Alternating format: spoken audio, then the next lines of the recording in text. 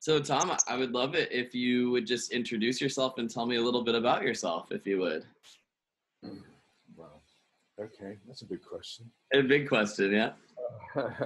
Big. So, yeah, um, where to start? I've done a number of things really in my life, and I guess there's a universe level. There's a logic to it. Although if you lay down on a piece of paper, it looks slightly strange. I was very formed in a way by my boarding school experience, which has really affected me in all sorts of ways. I've, Lord knows the number of hours of therapy I've had dealing with my time at boarding school. Yeah. I went there when I was 8. And I guess when I left, I needed to prove myself, and I also was trying to fulfill ideas that my parents had of me. So I did a number of things, working in a factory and training as an airline pilot first off. And they were all friends of my parents who offered me opportunities. So I went down those roads. But it was when I was working in the factory, I'd been there a while, and then I didn't really want that kind of life. And although it was looking very promising, I left and went and joined the Royal Marines. And part of that was me proving to myself that, I could do it. Someone said, "Oh, why didn't you join the army?" And I said, "Well, there was no challenge in the army. I needed to go into whatever it was that was the most challenging." Right. And it was interesting because in that training, which is a year for a Royal Marine officer, at some stage, someone said, "This is the most difficult thing, surely, in your life." And I said, "Well, you didn't go to boarding school. There's nothing they can throw at me which I haven't undergone in some way, shape, or form at school." So I was prepared in a way, but the whole sort of concept of following a series of things, in the old days, gentlemen joined the clergy, or they joined the military, or they went into the law. I mean, that's really what it was about. And all of those have got uniforms. If you go in the city, everybody wears the same kind of suit, and they used to wear bowler hats and so on. So it was a kind of a uniform thing. Anyway, I enjoyed my time in the Marines. I spent 17 years there. I did all sorts of things, and I ended up teaching leadership, which wasn't my aim at all, but I ended up doing quite a lot of teaching. So when I came out of that, and I left because I was very dissatisfied with the politicians who were making decisions which actually could affect my safety. Absolutely. And I thought these were people who had no idea what they were talking about, and were making decisions which I had first-hand experience of, because I was briefing ministers at one stage in the Ministry of Defence, and I said, this guy doesn't know what he's doing, and they're making really important decisions, so I'm leaving. And so I came out after the first Gulf War, and because I'd in my last job been training middle seniority naval officers, I'd actually been coaching them, but I didn't know. Nobody knew about coaching at that time. But I left and found the only coaching organization in the country and joined them, trained up with them. And that was interesting, really. It was a bit of a baptism by fire, because they just gave you a yellow pages and said, right, start phoning. Wow. And they give a couple of days training on coaching and a couple of days training on telemarketing, and that was it. But actually, it worked, and it was a hard sell. But in a sense, I'm finding it's just as hard a sell now. It's just for different reasons, because I mean, there was no such thing as email or even mobile phones at that time. Yes, there was. I had a mobile phone at that time. I had one of the first in the Navy. Oh yeah. So I went to coaching, and then I went to university to do a master's degree in the psychology of change. So I got an academic basis of all the things I was doing, and then from there got into facilitation and then into culture change. And so I was then generating work either because I was coaching somebody and they said, can you come in and do something more broadly with the leadership team, or the other way around. I went in to work with the leadership team, often facilitating offsites and stuff like that, which is work I absolutely love doing, because you can make a lot of difference quite quickly doing that with an organization that's open to it. And if I started the facilitation, then quite often coaching would come out of that. So they fed each other. Right. And I did that in the UK, and then I got involved. I specialized in a number of different banking, pharmaceuticals, energy, particularly. Okay. Went to the States and came across constellations of horses. I came across constellations, I mean, a long time ago, trained with a number of teachers, and that's where we met later on in Seattle.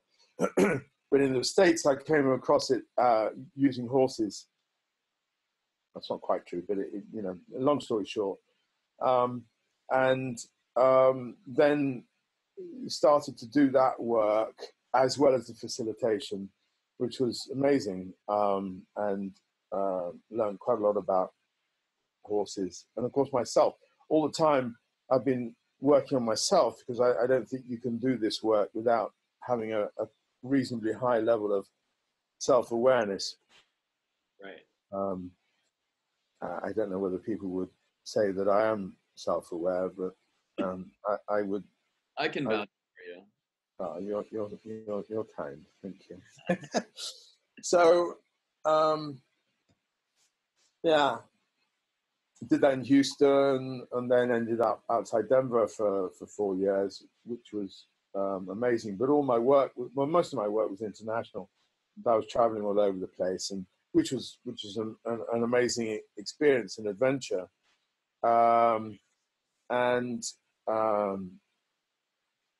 I guess one of the most exciting pieces of work was sort of around the Miglino disaster in the Gulf of Mexico, because I was working with the company that owned the rig, and then got involved with BP, who had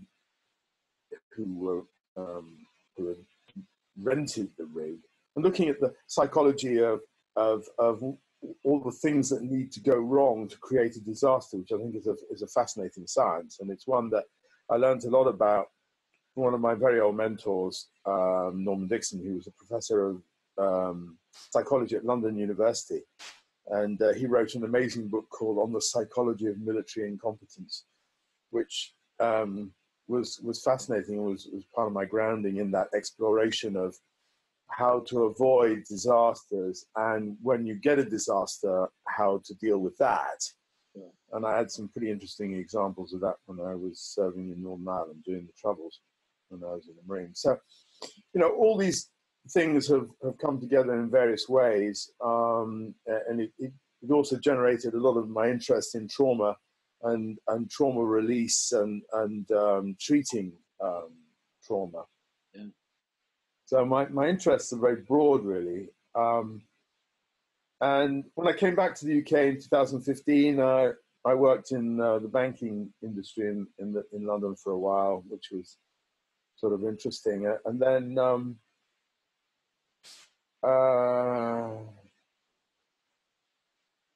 I started to really do some serious work on myself. And really the whole of 2000, well, most of, yeah, 16 was a real deep self-exploration. And one of the things that came out of that was this trying to understand the dynamics of the masculine and the feminine and what we carry in ourselves, and looking at what is suppressed in people, which is typically an awful lot of feminine, and actually quite a lot of authentic masculine also, so that what actually is expressed is a kind of dysfunctional masculine. And you see that being lived out in organizations and in the political world, really in most countries. And that fascinated me really. And it was out of all that work that Serenity and Leadership came to me. I mean, literally, I'd just been on a workshop in Thailand, came back to the UK. About 5 days later, I woke up and said, I got to create this company. And I just sat down and wrote a justification and a program that we would run. And then 6 months later, the Harvey Weinstein scandal broke. Yeah. And that kind of altered my focus, because I thought there have to be a lot of HR directors going into CEOs and saying, hey, listen, we need to explore this. We need to, how clean are we? Right. And one of the things that I've really learned since then is most organizations think that they are clean, think that they don't have this problem. And almost all of them are run by men, not exclusively, because an awful lot of the women at the top of organizations have the same belief. Really interesting. Wow. But if you take some people from lower down the organization, some men and women, and talk to them about what's going on in terms of dysfunctional behavior, bullying, gender mistreatment, Yeah. and so on. And then you begin to find, yeah, actually this is going on a lot. But for lots of very good reasons, it's not being reported.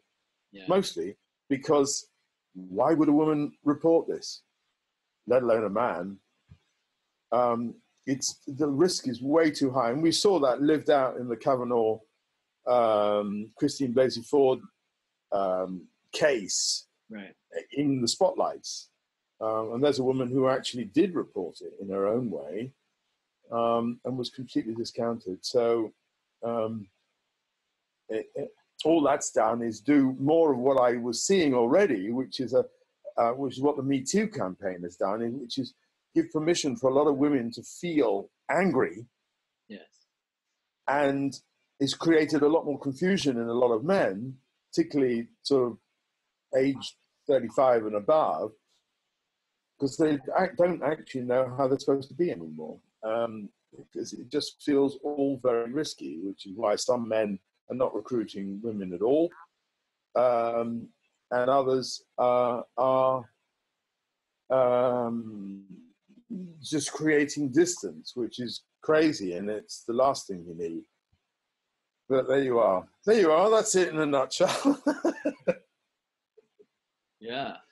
Well, I would love to talk about a couple of points. One, the way you were talking about the masculine, feminine, those dynamics, and how they're currently being played out, but also maybe where your vision is for where we can go with that. And then I would also like to talk about serenity and leadership a little bit more. Okay. But yeah. So I'm on my own journey of learning about myself, learning about the hurt that I have carried, and that the way that has skewed the way that I have behaved and lived, and looking at my own sort of masculine and feminine. Some people have a kind of problem about the concept. of that. For me, I, it's a concept that fits very well. Some people call it a model. I'm not sure it is a model. I think it's more than that. I think that however you like to describe it, there are certain traits that are masculine. There are certain traits that are feminine. That's nothing to do with men and women. We all have elements of those traits. And some women may have a lot of masculine traits. Some men may have a lot of feminine traits. Sure. What's interesting is very few of us are fully expressed. And so we are either, because we've been conditioned, we've had to survive, we've had to deal with trauma and difficult situations in our lives, we end up over-expressing in some ways and under-expressing in others. And it just means that we're not our true selves. So what would it be like if we were fully expressed? Whatever that looked like. Right. And that's kind of the dream that I brought and called Serenity and Leadership. Why did I call it Serenity and Leadership? Because I think leaders of the future are going to have to lead from a place of inner strength and inner peace. Because typically an organization is led by people who feel they need to be in control. Sure. But the analogy I use is, I was lucky enough in 2013 to go down the Grand Canyon. I stayed very firmly in a raft, but some of the guys were canoeing. And it was really interesting watching them go down the rapids, because it was so clear. You can't, once you start to go down, you're not going to row back up again. Sure. So you've got to go with the flow, but at the same time, there are rocks. So you can't just let yourself go, because you'll cream into a rock. Right. And come to grief. So you've still got to be steering, but you're not thinking. This is you're operating from a place of frankly, if you're doing it well, you're coming from an inner place of wisdom and knowing and intuition. And you so often you see it. If people actually go in their heads, forget it. Yeah. So they're in touch with something that's much more valid, much more real than their minds. And so they're operating really in touch with their gut, and they're a much more fundamental place. Okay. And that's how I think people will need to lead. There's so much data, there's so much information, there's so much pressure. And actually, if you look at really good leaders, and some of them don't do any of this stuff. They don't meditate, and they're just very basic. Not basic. They're just elemental people. But you'll see that they still, in their own way, create a place of steadiness. I remember going into a number of really good CEOs' offices over the years. They've all got clean desks, and when you're with them, their attention is with you 100%. Right. Okay, and then you have your allocated time. That's it. Finish. Move on. Right. And then they're on to the next thing.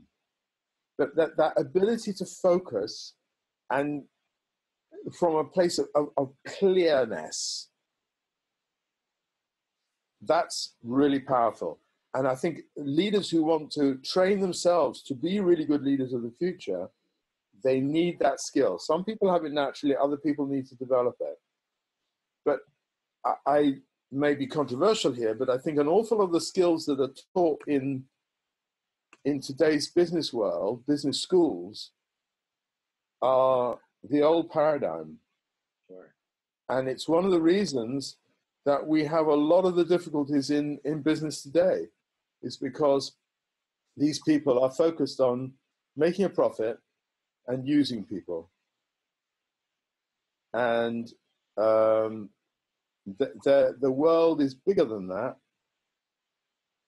And there are bigger issues around than just making a profit. You only have to look at a company like Patagonia, which is led by people who actually have a purpose. They care about what they're doing. They care about the people.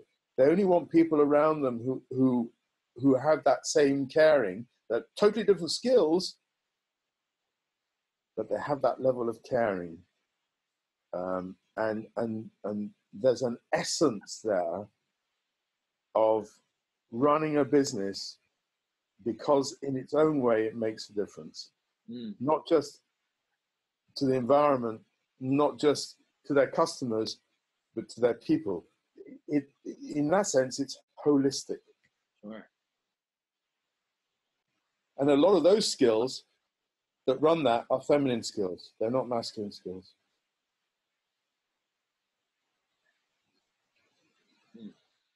It's great, Thom. So, people talk about equality of the genders and so on. And I can see that because a lot of women are not treated equally. Mm-hmm. The trouble is that the standard sort of mechanical mindset that tries to solve that problem treats the women like more men. Right. And that doesn't work. That's not the solution. It's like, we're not equal, we're different. And of course, if you're doing the same work, you should get the same pay. Of course, you should be treated with the same respect and all that kind of stuff. Mm-hmm. But trying to acknowledge the same masculine skills that are running most organizations and acknowledging them in women, it ain't going to work. Right. That's not the way forward. So it's almost like the whole assessment needs to be reset. Yes. And the difficulty for a lot of men is that the skills that are needed for that tend to be feminine skills. Right. It's kind of paradoxical in that sense. So it's this masculine structure gauging men and women based on masculine traits and trying to create equality within that. Yeah. Exactly. Where's the functionality in that? I don't see it either. Yeah. Well, we wrote this white paper on moving beyond Me Too in the workplace, and I can't remember the exact stat off my head, but Harvard Business Review did a study on the words that are used to assess people, and all these words like aggressive. I can't remember how it worked now. All the words that, if you like, would be considered good in a man but not good in a woman. The balance was just crazy high. Yeah. And so, yeah, and people don't realize this. This is the trouble. We because we've been conditioned. I have this analogy. It's like, if you're a white person living in a white environment, that is the baseline. So everybody who is a different color is not normal. At some level, they are not normal. And therefore you come at them with a different mindset. And, you know, all these people who say, I'm colorblind, forget it. At some level, we have been brought up and conditioned, and depending on the society you live in, I mean, if you live in South Carolina or Louisiana, it's going to be kind of different to if you were brought up, I don't know where to draw a comparison, somewhere, I mean, even Toronto, for example, or London or Paris, each of these places are very different. But if you take France, for instance, because of the Algerian troubles years ago, there are inbuilt biases around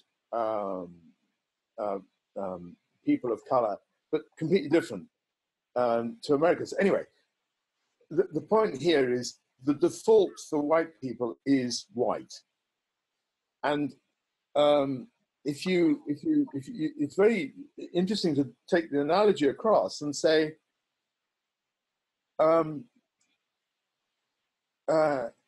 just delete white and insert male. Yeah. And so in organizations, the default in society, it's been brought up for hundreds of years. Men run the business. Women run the home. And so anything that rocks that boat, it creates a kind of disturbance that goes on unconsciously in most people. Yeah. What's her name? Robin DiAngelo wrote the book White Fragility and Why It's So Difficult to, I think discuss racism with white people, something like that. Yeah. And it's a fascinating book, and she really makes the point so well. And when I read the book over and over, I was thinking, just delete white and insert male. It's just the same. Just the same. Fascinating. That is fascinating.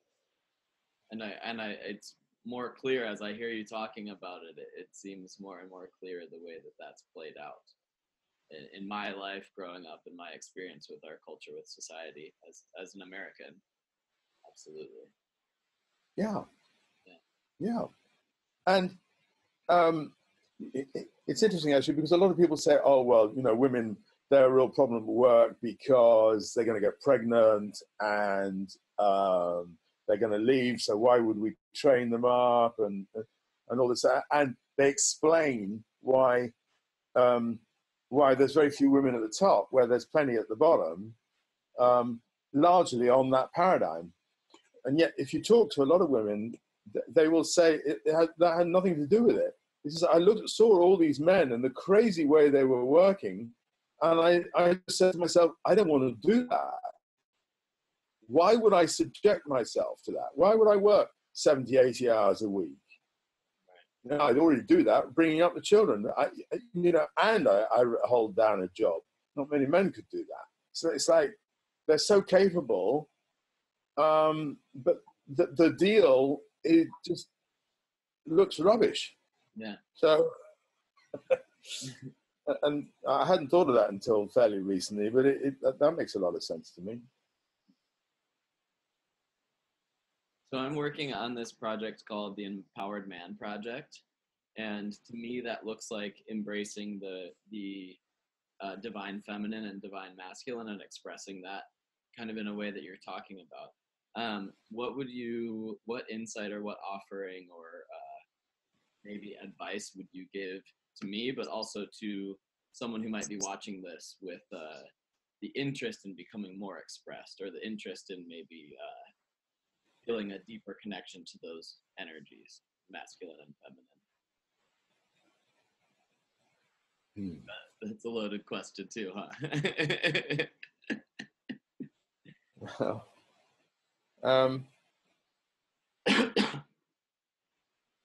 you see, I think for a lot of men,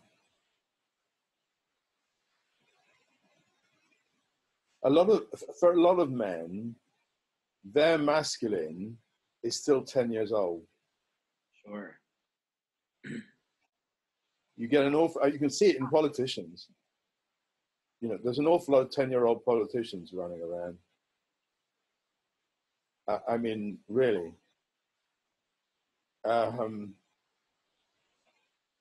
So what? There's a kind of question about what needs to happen for the 10-year-old to be held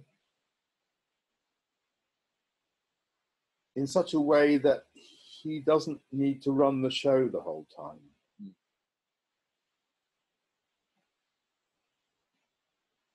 So that's one challenge. Another challenge is, what does the woman have to say? You know, has the woman ever been allowed to express herself? Because if she hasn't, she's probably pretty pissed off. Yeah. So there's a whole exploration around, and there's ways in which you can do this and play with it. But what does the woman want to say? And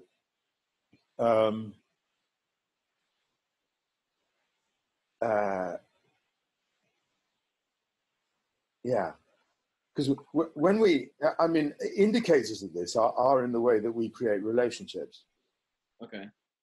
Because what we tend to do is to see the woman in us in someone else. As men, we tend to see the woman in someone else because it's so much easier to deal with that, looks like, than deal with our own. Okay.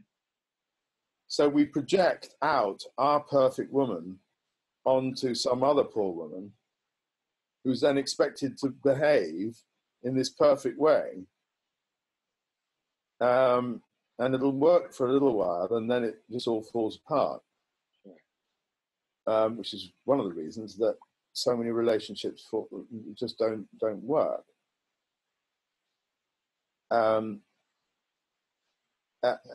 So love the boy, create a space for the woman to begin to emerge.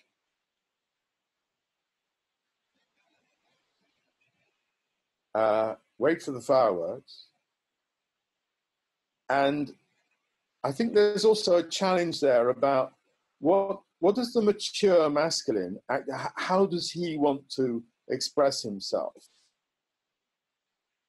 And because he, in most cases, has been very suppressed as well because of the expectations of our parents and our teachers and all the wise people who helped us grow up, or not grow up, as the case may be. I mean, a lot of men undergo a kind of revolution. They call it the midlife crisis when they're about 40. Right. And that is when the masculine kind of stands up a little bit and says, hang on a minute, what about me? We've been sort of trying to conform to what other people thought we should be like. Well, I haven't had any say in all this. So it's much better if that's a conscious process as opposed to an emergence. Okay. Which when it comes out is all sort of messed up, because that's when men go off and buy their Harley Davidson or something else, which is essentially the little boy expressing himself through the adult. So it's all kind of a mess. I think another thing for the man is actually to find other men where he can just explore himself. And there are sort of more an increasing number of men's groups around now. Yeah. Some people say that men have to go through some sort of initiation. I don't know whether that's absolutely true. It may be, because in the old days, in the tribal world, men did go through an initiation, and it sort of marked their movement from being a boy to a man. Right. and that really helped them. And today, society doesn't have that, which is why young men join gangs and all that kind of thing, because they feel at some level the need for some sort of initiation, and they do it through that kind of violent process, which Sure. is not good. Right.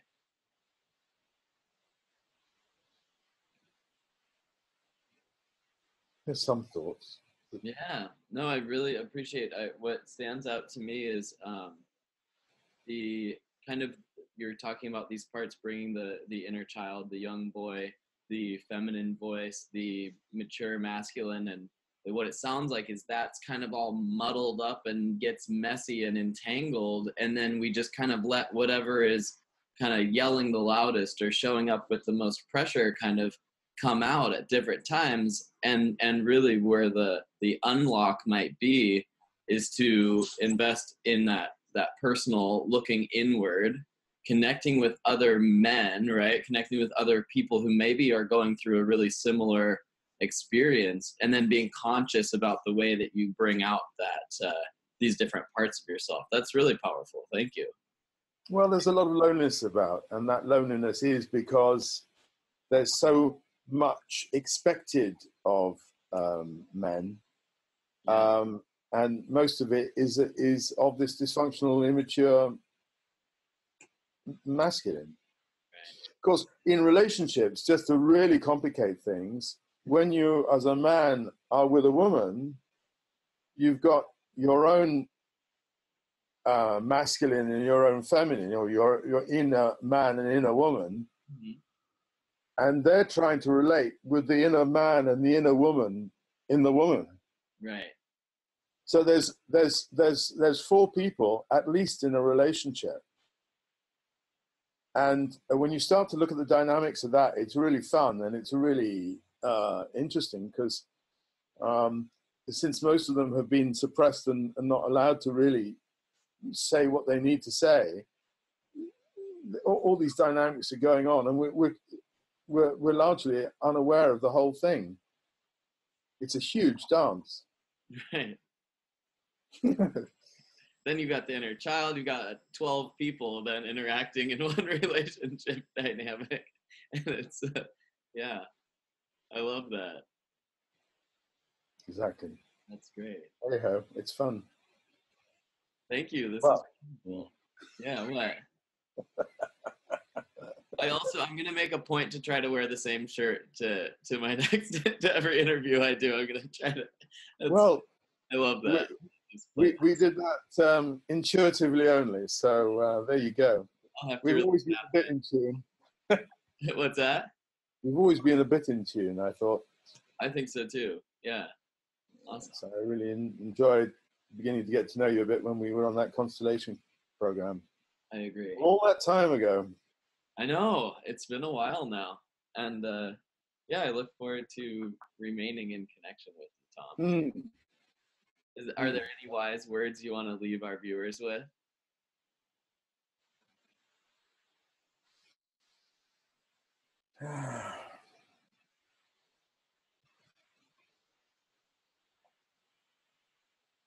I suppose thing around it sounds a bit hackneyed. I think you see it on Facebook every day in one shape or form, but there's the depth of truth in it,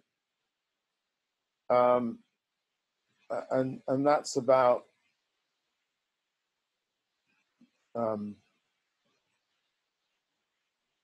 we're when we're a child, when we're small, we see the beauty of the world, and we see beauty in others, and we are taught to see the negative, largely. Nothing's black and white. Sure. But it's very difficult to see the beauty in others when you can't see it in yourself. So we're all messed up. And there's a perfection in that. And the one that makes it worse is us. We do it to ourselves. So New Year's Eve, New Year's resolution, New Year's message. Be nice to yourself. Why should anyone else be nice to you if you're not nice to yourself? And when you are nice to yourself, you're actually much more attractive to other people. Maybe you even get to be nice to other people too. Totally. Well, yes. Sorry, I missed that bit out, but yes. No, but yeah. Yes, and that's that comes with compassion. Mm. Two key words: compassion and gratitude. Yeah. The sort of skill of being grateful, which is a kind of skill in a way, is very powerful. And learning compassion, that's a feminine trait. So engage your feminine and seek that compassion for yourself and then for others. I'm talking to myself now just as much as these are self-affirmations, yes. Oh. Well, I'm incredibly grateful for your time, for what you're doing with your Serenity and leadership work. I love that. I love that you're taking that on kind of from the top down, because that to me really is the effective trickle down effect. That's the trickle down effect that we can see grow and build and reach a bigger level of depth maybe. So that's awesome. I appreciate you so much, Thom. Thank you, William. Well, I likewise you, and I'm fascinated to see how you develop and embrace what you're doing now, because I knew you as not just a ballet dancer, but as a teacher with great passion. So I'm really looking forward to seeing how that teacher emerges in new and beautiful ways.